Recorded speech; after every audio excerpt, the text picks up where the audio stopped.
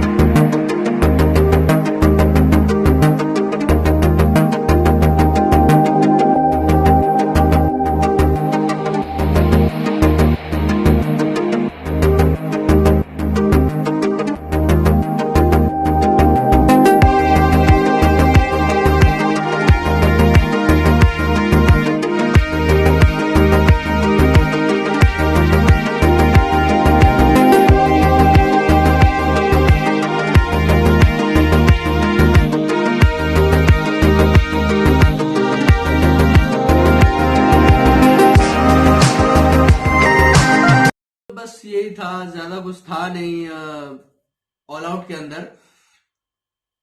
अगर आपने पहले कभी ऑल आउट को खोल के देखा हो तो हमारे को जरूर बताइएगा। पसंद आया हो अगर आपको ये वीडियो तो इस वीडियो को लाइक कीजिएगा, ज्यादा से ज्यादा इस वीडियो को शेयर कीजिएगा, कमेंट कीजिएगा कि आपको वीडियो कैसा लगा, और साथ ही साथ यह भी कमेंट कीजिएगा कि आपको क्या खोल के देखना है। हम पूरी कोशिश करेंगे कि उस चीज को आपको जल्द से जल्द खोल के दिखाएं।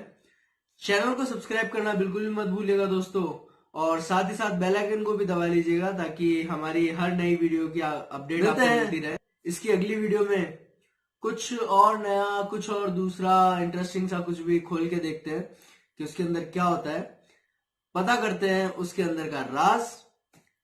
तब तक के लिए थैंक यू, बाय बाय।